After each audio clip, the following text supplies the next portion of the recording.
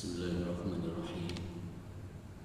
Assalamualaikum warahmatullahi wabarakatuh.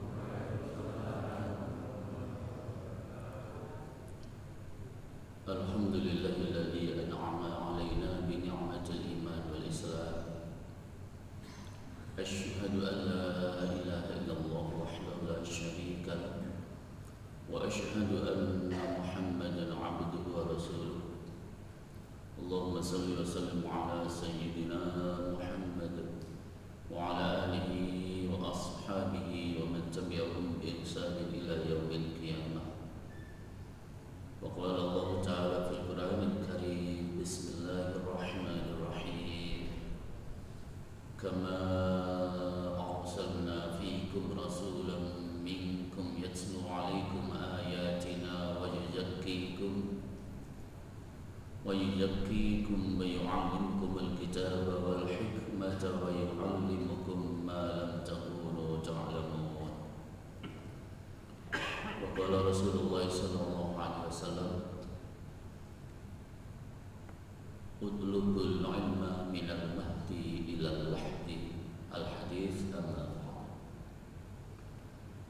Bapak Ibu, saudara sekalian, para jemaah salat subuh Masjid Baitul Haq rahimahullah, tidak intinya kita senantiasa dianjurkan untuk pandai-pandai bersyukur kehadirat Allah Subhanahu wa taala atas karunia nikmat rahmat, taufik hidayah inayahnya yang telah diberikan kepada kita sekalian, sehingga alhamdulillahirabbil alamin saya dengan panjangnya semua senantiasa bisa secara istiqomah di dalam menjalankan ibadah kepada Allah Subhanahu wa taala, baik ibadah yang hablum minallah maupun yang hablum minan nas, baik ibadah yang mahdhah maupun yang ghairu mahdhah, baik ibadah yang berhukum wajib maupun ibadah-ibadah yang berhukum sunnah.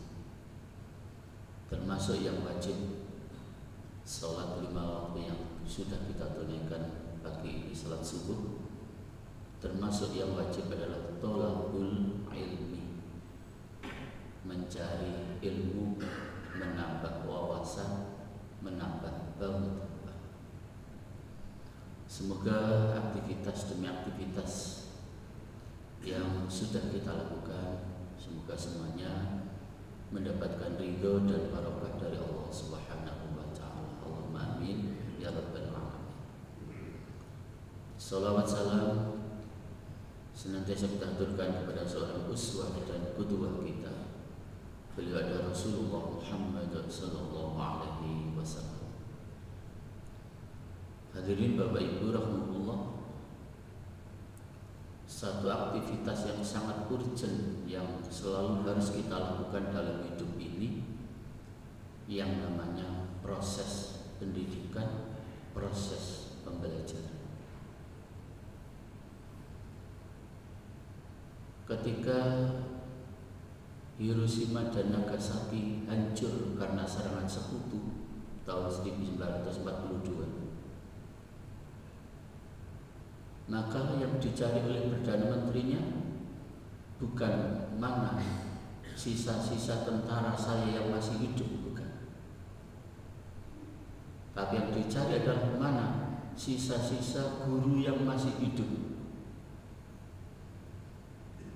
Dan berangkat daripada kesungguhan para guru untuk memberikan proses pembelajaran, sehingga yang terjadi pada jamaah, kalau dulu Jepang berguru kepada Amerika, maka sekarang berbalik, Amerika yang harus berguru kepada Jepang. Karena begitu luar biasanya kesemangatan mereka di dalam melakukan proses pembelajaran, proses pendidikan. Hadirin rahimahullah, maka begitu urgennya yang namanya proses pembelajaran dalam hidup ini pada jamaah, sehingga ketika Allah terlebih dahulu menciptakan dua makhluknya, malaikat dan iblis di dalam surga, dan kemudian diikuti dengan menciptakan Nabiullah Adam alaihissalam.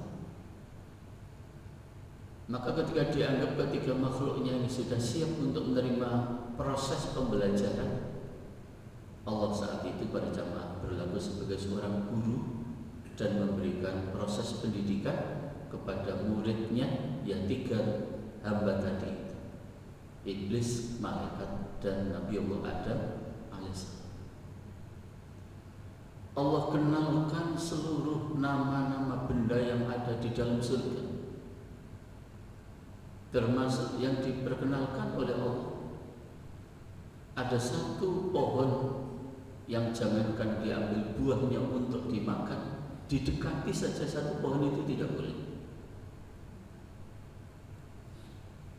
Ketika Allah sudah memberikan proses pembelajaran kepada ketiga muridnya tadi itu, dianggap sudah cukup para jamaah, maka kemudian Allah memberikan imtihan, ulangan, ujian semester. Satu pertanyaan yang sama yang disampaikan oleh Allah kepada malaikat, ternyata malaikat tidak mampu menjawab dengan baik. Ketika pertanyaan itu juga dilempar oleh Allah kepada iblis, iblis pun malah tidak mampu menjawab dengan baik. Tetapi ketika pertanyaan itu disampaikan oleh Allah kepada Nabiullah Adam alaihissalam, ternyata Nabiullah Adam alaihissalam mampu menjawab dengan luar biasa, menunjukkan kecerdasan Nabiullah Adam yang luar biasa, mengalahkan iblis bahkan malaikat. Jadi para jamaah, terbukti makhluk Allah yang paling cerdas itu kita, manusia, bukan yang lain. Maka kalau zaman sudah modern seperti sekarang ini, masih ada orang yang bergantung untuk memenuhi hajat hidupnya, justru minta tolong kepada selain Allah. Naudzubillah min dzalik. Nah, karena Nabiullah Adam alaihissalam terbukti sebagai murid yang paling cerdas, sehingga bahasanya sekarang menjadi bintang kelas atau bintang pelajar begitu, the best 10, masuk di the best 10. Maka saat itulah para jamaah Allah memberikan reward, penghargaan kepada Nabiullah Adam alaihissalam. Yang wujud penghargaan yang Allah Subhanahu wa taala berikan kepada Nabiullah Adam alaihissalam adalah bahwa malaikat dan iblis disuruh oleh Allah untuk melakukan sujud penghormatan di hadapan Nabiullah Adam alaihissalam. Tetapi para jamaah, perintah Allah untuk memberikan penghormatan, sujud penghormatan kepada Nabiullah Adam alaihissalam itu hanya dilakukan oleh malaikat. Iblis tidak mau berjamaah. Bahkan dia berujar di hadapan Allah, "Ana khairum min, khalaqtani min nar wa khalaqtahu min tin." Saya kan lebih baik daripada dia, ya Allah. Panjenengan ciptakan saya dari api, sementara Adam hanya panjenengan ciptakan dari tanah. Saya tidak mau, ya Allah, melakukan sujud penghormatan di hadapan Adam alaihissalam. Nah, karena iblis dianggap melanggar tata tertib sekolah, melanggar peraturan sekolah, maka Allah menurunkan punishment, hukuman, sanksi kepada iblis itu. Yang sanksinya, iblis diusir oleh Allah dari surga menuju ke bumi. Namun para jamaah, sebelum iblis itu diusir oleh Allah dari surga menuju ke bumi ini, iblis mengajukan dua permohonan kepada Allah. Yang pertama, ya Allah, kata iblis, izinkan saya mulai hari ini untuk hidup selama-lamanya sampai nanti datangnya hari kiamat. Kata Allah, masyitum iblis, silakan. Kamu hidup sampai nanti hari kiamat, silakan. Yang kedua, ya Allah, izinkan saya mulai hari ini sampai nanti datangnya hari kiamat pula untuk menjerumuskan Adam sampai anak cucunya nanti, sampai nanti datangnya hari kiamat. Kata Allah, aftuzu iblis, silakan. Ketika izin tadi sudah dikeluarkan oleh Allah, maka para jamaah yang langsung menjadi objek dan sasaran pertama iblis adalah Nabiullah Adam alaihissalam. Semula Nabiullah Adam yang sudah sangat hafal nama-nama benda seluruhnya yang ada di dalam surga, termasuk satu pohon jangankan diambil buahnya untuk dimakan, didekati saja nggak boleh. Maka berangkat dari materi satu pohon tadi yang tidak boleh didekati oleh Nabiullah Adam alaihissalam itu, dari situlah diputar balikkan faktanya oleh iblis sampai betul-betul meyakinkan Adam, sehingga Adam terjerumus bukan hanya mendekati pohon yang dilarang oleh Allah, sampai mengambil buahnya dan dimakan bersama istrinya Ibu Hawa. Dan pohon itu, buah itu dikenal dalam Al-Quran dengan istilah Al-Khuld, buah khuldi, buah kelanggengan. Nah, para jamaah, Allah sebagai guru yang maha adil, tidak pilih kasih. Kalau tadi iblis melanggar peraturan sekolah harus diberikan punishment, maka demikian pula Adam melanggar peraturan sekolah, maka juga diberikan punishment oleh Allah. Yang sanksinya atau hukuman yang diberikan oleh Allah kepada Nabiullah Adam sama dengan iblis, hanya bahasanya yang berbeda. Kalau iblis itu Allah mengusirnya, tapi kalau untuk Nabiullah Adam adalah Allah menurunkannya dari surga menuju ke bumi. Tetapi kemudian para jamaah ada sikap yang amat sangat berbeda antara iblis dengan Nabiullah Adam alaihissalam ketika sama-sama melanggar peraturan sekolah, ketika sama-sama melakukan kesalahan di hadapan Allah. Untuk iblis itu para jamaah sama sekali tidak pernah terbukti dalam sebuah ayat maupun hadis Rasulullah SAW dia merasa menyesal dengan perbuatan salah yang ia lakukan, sehingga bahasa juknya, guyonannya, menawi wonten tiyang niku nglampahi kesalahan. Ketika ada orang itu melakukan perbuatan salah tetapi tidak merasa bahwa dirinya salah, berarti bolonya iblis. Salah tapi tidak merasa salah itu bolonya iblis. Bagaimana perbedaannya dengan Nabiullah Adam alaihissalam? Masya Allah, beliau berdoa langsung, qala rabbana dhalamna anfusana wa illam taghfir lana wa tarhamna lanakunanna minal khasirin. Inilah tobatnya Nabiullah Adam serta Ibu Hawa. Mereka berdua berkata, ya Tuhan kami telah berbuat zalim terhadap diri kami. Wa illam taghfir lana, jika Engkau tidak mengampuni kami, wa tarhamna, dan memberikan kasih sayang kepada kami, lanakunanna minal khasirin, maka kami termasuk orang-orang yang merugi. Taubatnya Nabiullah Adam alaihissalam diterima oleh Allah, tetapi sanksi turun ke dunia tetap harus jalan. Itulah para jamaah asal usul proses pembelajaran yang pertama-tama dilakukan oleh seorang manusia, yaitu Nabi Allah Adam alaihissalam. Apa yang saya ceritakan dengan bahasa saya tadi itu pada jamaah. Para jamaah bisa membaca di dalam surat Al-Baqarah ayat 30 sampai 38. Juga dijelaskan dalam surat Al-A'raf ayat 11 sampai ayat 25. Serta Allah jelaskan di dalam surat As-Saff ayat 75 sampai 83. Jadi pada jamaah Allah itu menunjukkan bahwa satu aktivitas yang namanya proses pembelajaran itu amat sangat penting dalam kehidupan manusia. Sehingga sejak adanya manusia yang pertama, Allah sudah memberikan proses pembelajaran, proses pendidikan.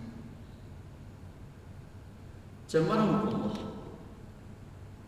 Lalu bagaimanakah konsep Al-Quran maupun hadis Rasulullah SAW terkait dengan kedudukan seorang pengajar dan seorang pelajar? Kedudukan seorang pengajar dan seorang pelajar, kedudukan seorang ustadz dengan santrinya, seorang dosen dengan mahasiswanya, seorang kiai dengan santrinya, menurut Al-Quran maupun hadis Rasulullah SAW sama-sama dimuliakan oleh Allah Subhanahu wa Ta'ala. Yarfa'illahu alladhina amanu minkum walladhina utul 'ilma darajat. Masya Allah, diangkat derajatnya oleh Allah. Luar biasa para guru, para pengajar. Sebagai seorang murid, dalam hadis sahih Rasulullah SAW, beliau bersabda, "Man kharaja fi talabil ilmi fahuwa fi sabilillah hatta yarji'." Barang siapa yang keluar dari rumahnya dengan niat thalabul ilmi, mudah-mudahan jenengan tadi berangkat dari rumah juga niat thalabul ilmi, maka kata Rasulullah pada jamaah, fahuwa fi sabilillah, dia akan mendapatkan pahala seperti jihad fi sabilillah, berperang melawan orang kafir. Sampai kapan Allah memberikan pahala orang yang thalabul ilmi seperti pahalanya orang yang perang melawan orang kafir? Hatta yarji', sampai mereka kembali ke rumahnya. Masya Allah. Jadi mulai kita berangkat dari rumah sampai nanti kita kembali lagi ke rumah, Allah berikan pahala seperti kita jihad melawan orang kafir. Luar biasa. Jadi baik yang mengajar maupun yang belajar, sekali lagi para jamaah, sama-sama mendapatkan posisi yang sangat mulia di sisi Allah Subhanahu wa Ta'ala. Tidak ada kelebihan bagi saya di hadapan panjenengan yang saat ini saya sedang mengajar, istilahnya panjenengan yang belajar, sama-sama dimuliakan oleh Allah Subhanahu wa Ta'ala. Bapak Ibu para jamaah,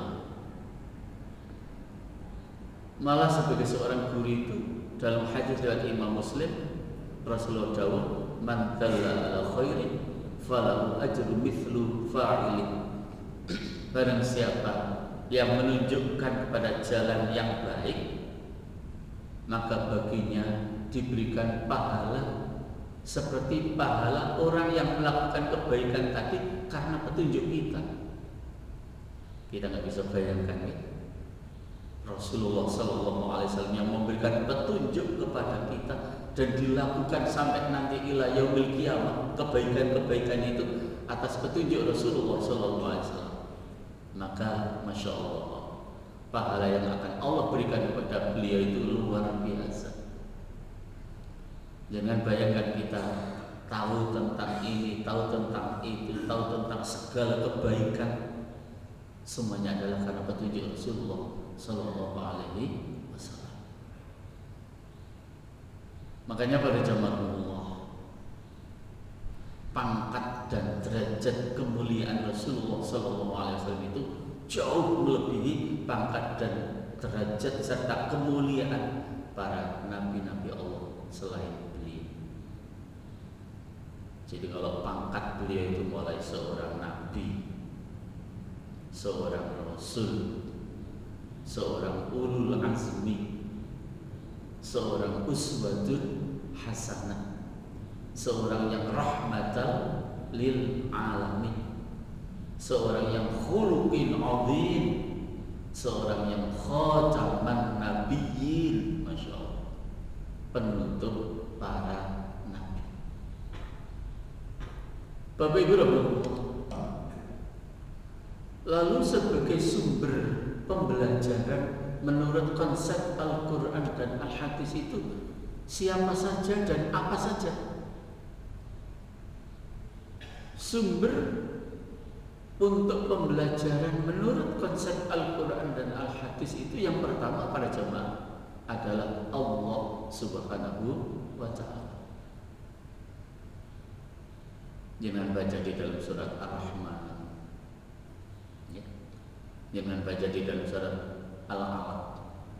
Iqra bismi rabbikal ladzi khalaq, khalaqal insana min 'alaq. Iqra wa rabbukal akram, alladzi 'allama bil qalam, 'allamal insana ma lam ya'lam. Allah sumber belajar yang pertama.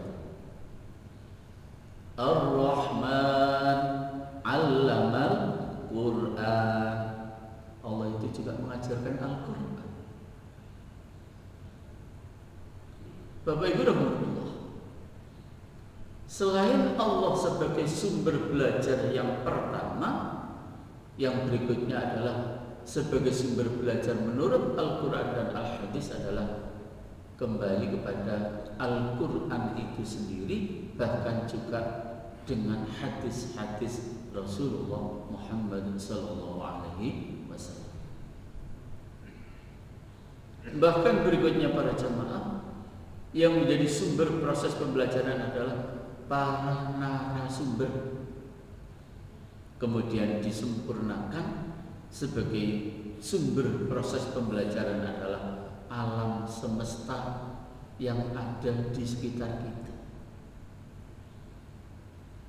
Sehingga kenapa terjadi misalnya gempa di mana-mana, kenapa terjadi banjir di mana-mana, kenapa terjadi keluarnya lumpur lapindo yang sampai puluhan tahun tidak berhenti-berhenti, itu sebenarnya menjadi sumber pembelajaran,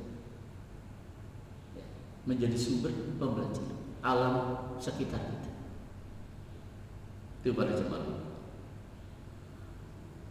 Para jemaah Allah. Lalu apa materi proses pembelajaran itu? Ini yang tidak kalah penting. Para jemaah, dalam Islam ini tidak dikenal yang namanya dikotomi ilmu, pengkotak-kotakan ilmu, tidak dikenal.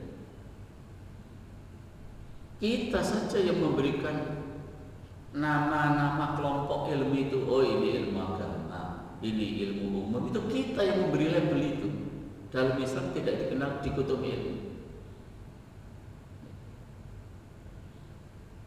Hanya kemudian kalau panjenengan sudah terlanjur mengenal ini kelompok ilmu agama, ini kelompok ilmu umum, kemudian kalau panjenengan bertanya, Ustaz, dari dua kelompok ilmu tadi itu, ilmu agama dan ilmu umum itu, mana Ustaz yang wajib kami dahulukan untuk kami berikan proses pembelajaran itu kepada murid-murid saya, kepada santri-santri saya, kepada anak-anak saya? Ketika kita bertanya seperti itu, Al-Quran menjawab, hadis menjawab. Apa jawaban Al-Quran dan Al-Hadis? Ketika kita bertanya mana yang harus didahulukan, memang kita wajib mendahulukan untuk memberikan materi pembelajaran itu tentang ilmu agama. Berarti bukan kemudian setelah ilmu agama baru ilmu membuat, tapi memang harus didahulukan ilmu agama. Lalu ikuti bersamaan itu dengan kita berikan juga ilmu umum.